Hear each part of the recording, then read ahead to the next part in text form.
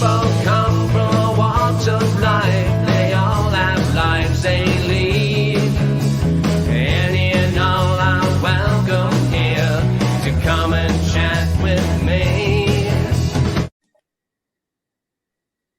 Greetings, everyone, and welcome to Small Talk. Today's guest is going to talk about daycare and pregnancy and giving birth during COVID. Ladies and gentlemen, I'm so pleased to welcome my great niece, Harron. Hi, Mediev. Hi, Auntie Nancy. Okay, I have to start off by asking you, how do people pronounce your first name? Oh boy, isn't that just always the question? So I get many different variations of my name, some of which are very questionable.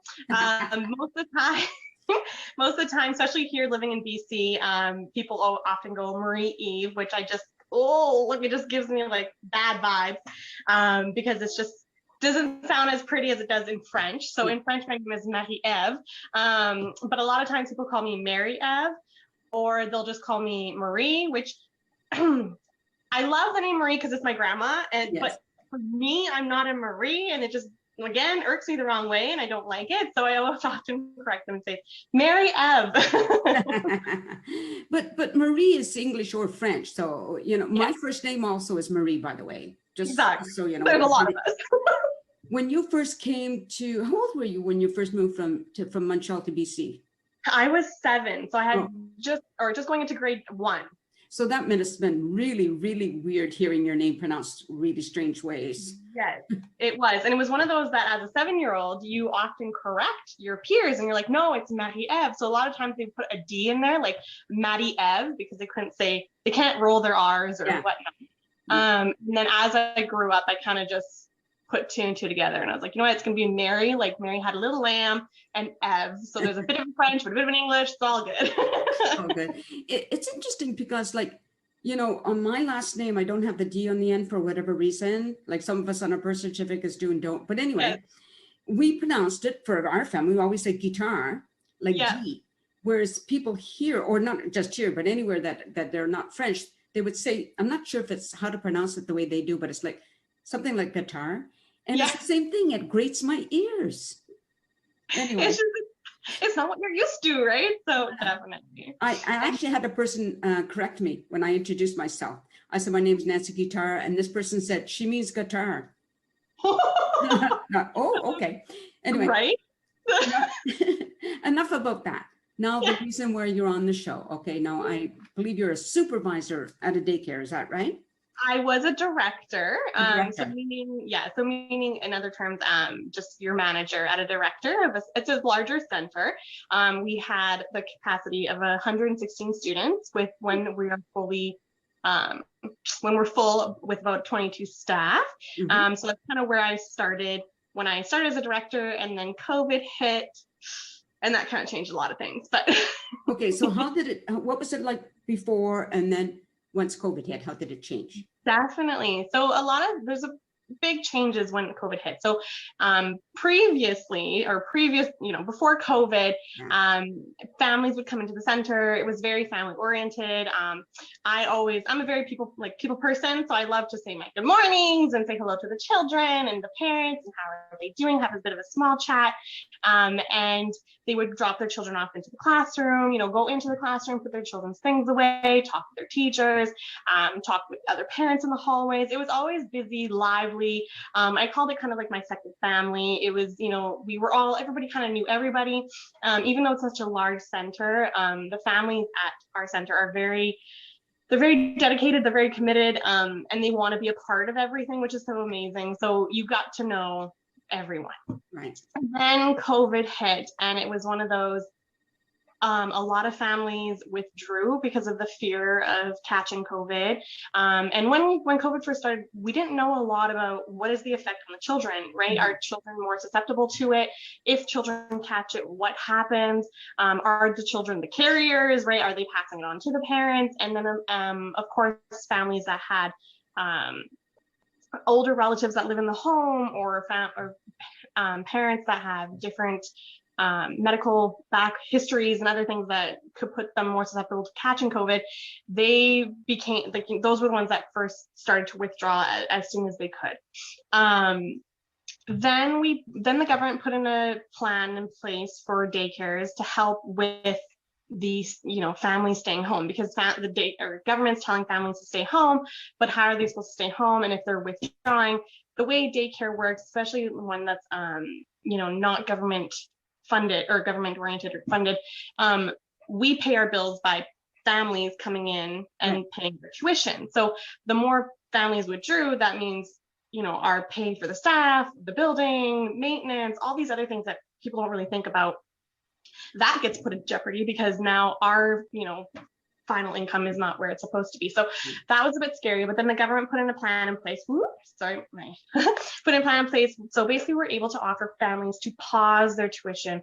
I think was almost for 6 months, which was really nice. It made a lot of weight off of our shoulders, because it was one of those, you understand where the parents are coming from. And as for me, as a parent, my 2 boys at the time, now I have 3, but my 2 boys at the time, they were going to the daycare. So of course I was scared as well, but it's one of those that you have to put your smile on and be like, it's okay, just, stay 6 feet apart, wash your hands, and the teachers are here and they're supporting your students, and everything that we can do to keep them safe without families withdrawing. So that was really nice when the tuition pause came in. So families were able to hold their spot. The government gave the daycares a certain percentage of what the daycares would receive. So this is where there was a bit of a confusion. Parents thought they got the daycares got 50% or whatnot of our tuition costs, but that wasn't the case. Like what actually happened is that we are called like an opted-in program. So for every child, no matter family income, nothing, every child under the age of 3 for 5 days receives $350 off of our tuition.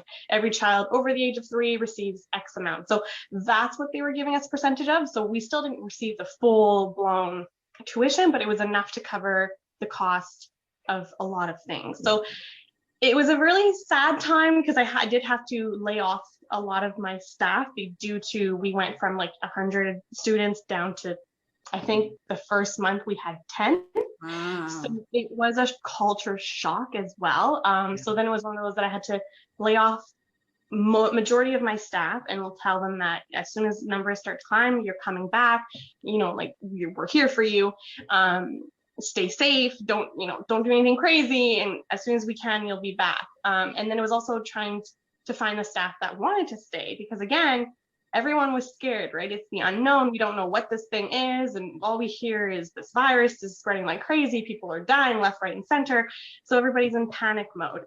So then I think I had a core of a 5-staff core for my 10 students. So our ratios were amazing. Typically the ratios is children 3, so infant toddlers. So for us, we take them as young as 10 months. So 10 months till about 35 months.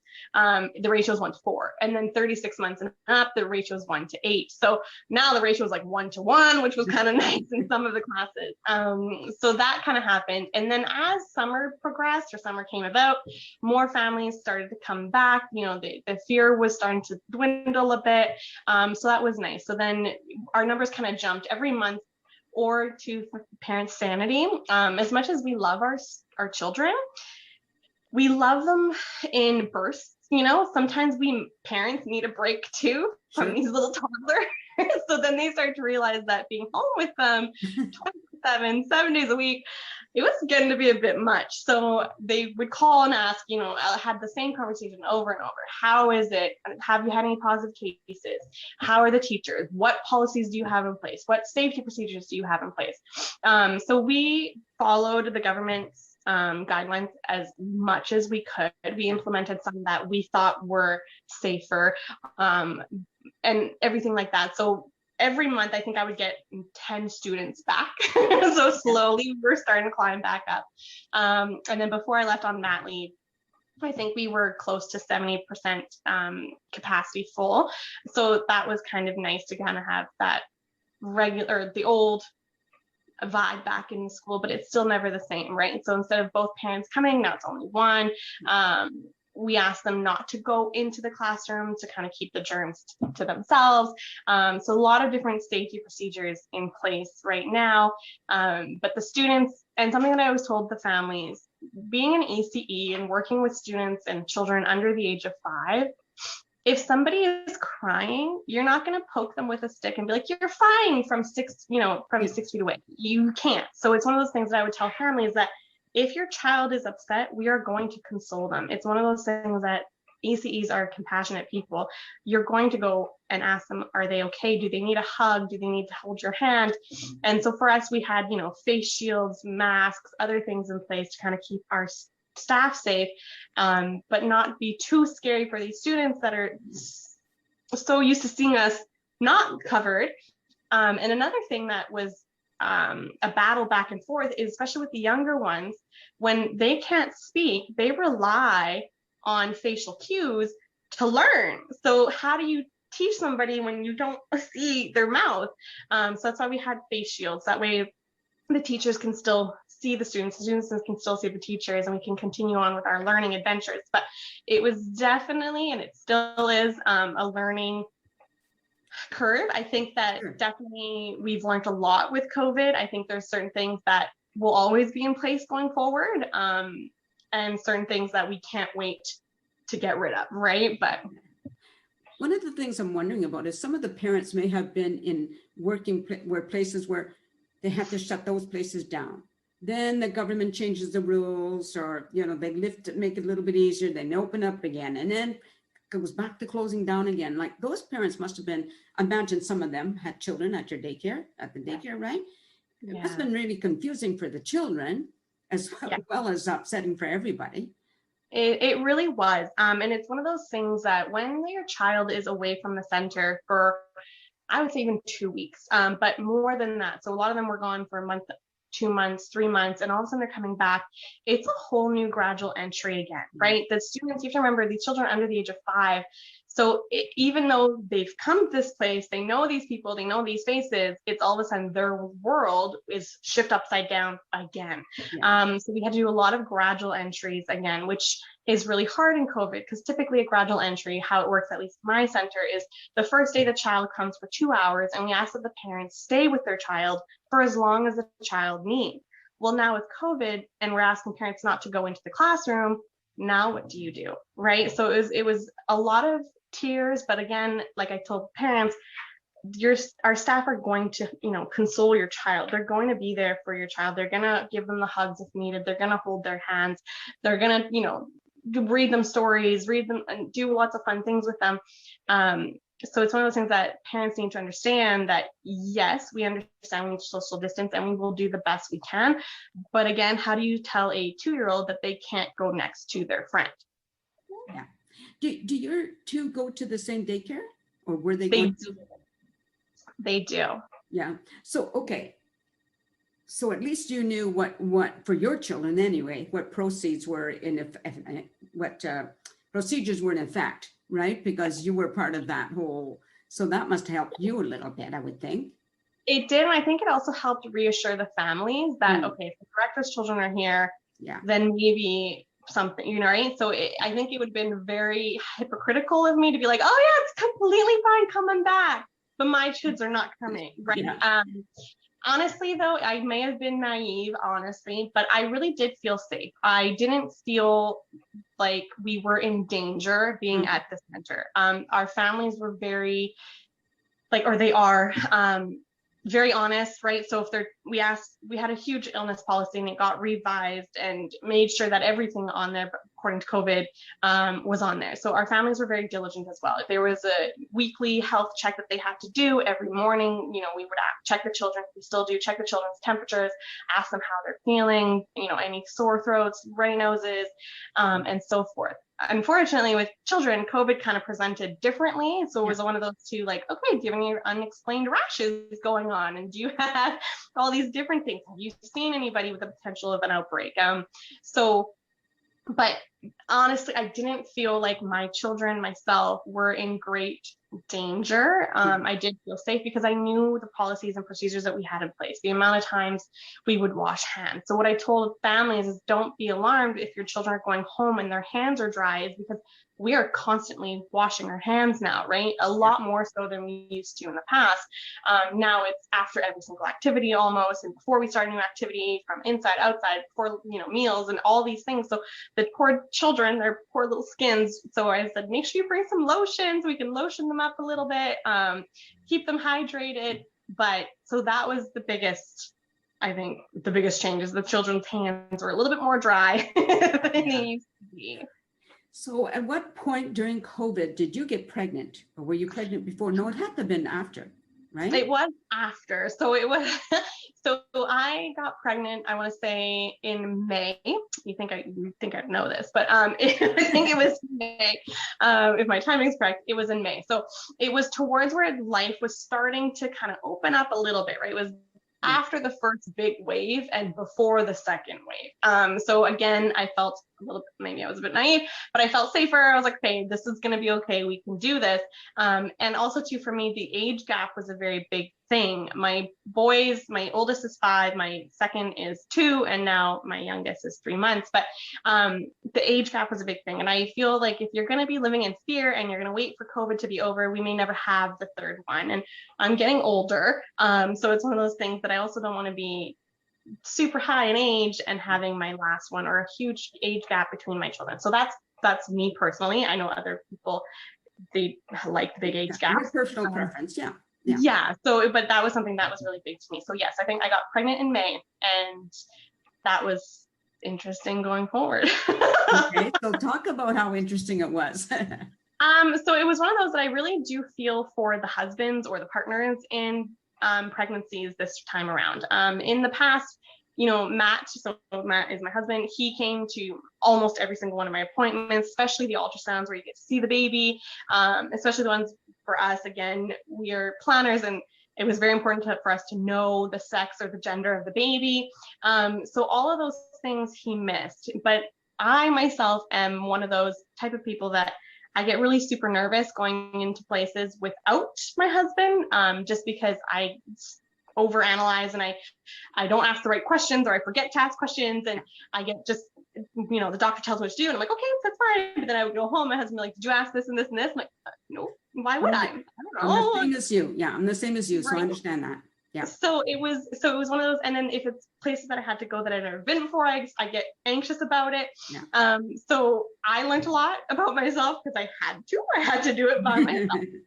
But I know that I think it kind of bummed Matt out that he didn't get to come to these appointments. And even the appointments now, they're a lot more quick and, in and out, because they don't want people there very long. You don't arrive until it's your time. So it's a very almost colder feeling of being pregnant, almost isolating as well, because now being pregnant, and that was another thing, in the middle of a pandemic, working with children, with all these families, am I safe? Am I being selfish by being here? Because now am I putting myself and my baby at risk?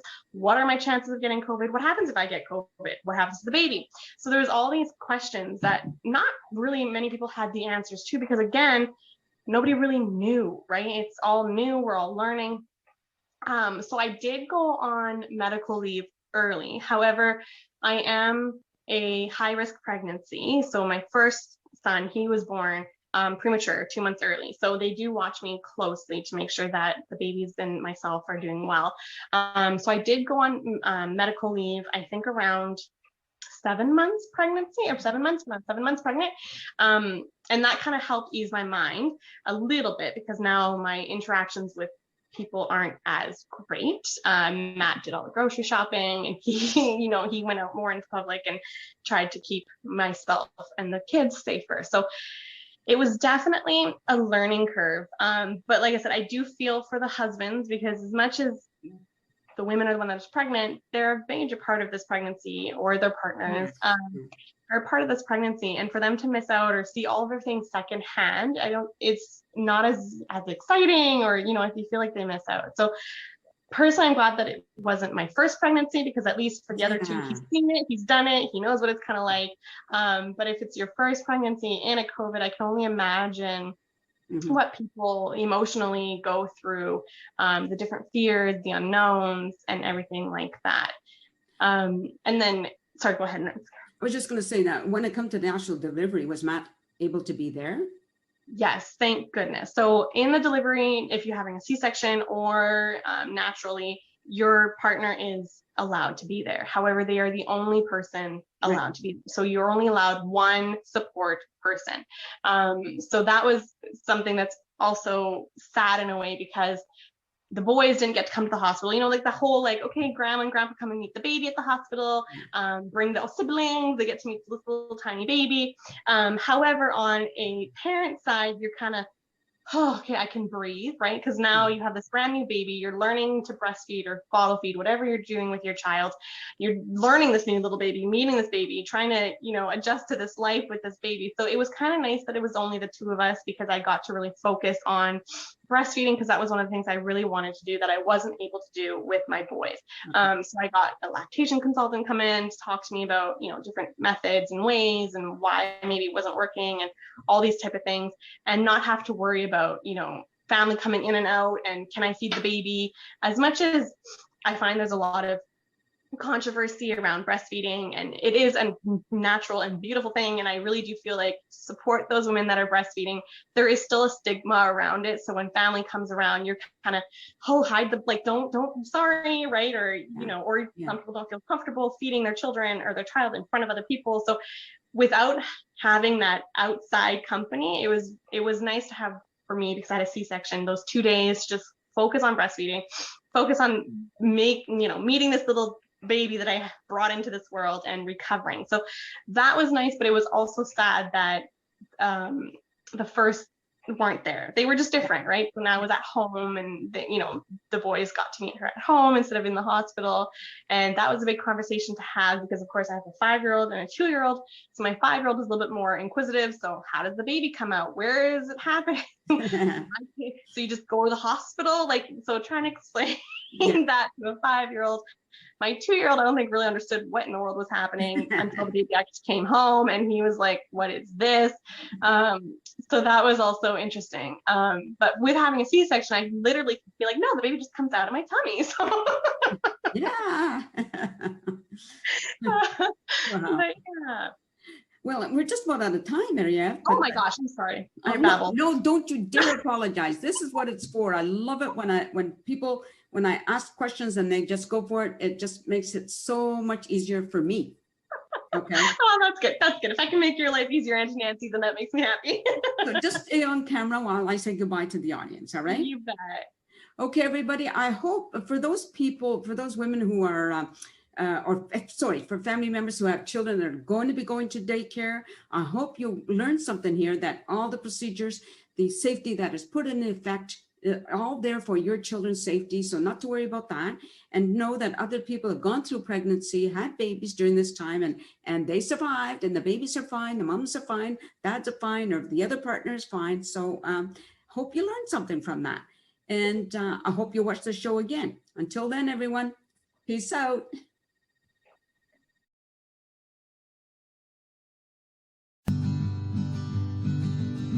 A sense of community, Chilliwack's a place to be. A sense of community where you're free. Rolling through the mountains, rolling through the valley, rolling through paradise with me. It's multicultural, you're sure to see it all. Chilliwack's a place to be, you'll see. Come party in the park, go dancing after dark. Chilliwack's a place to be, you'll see.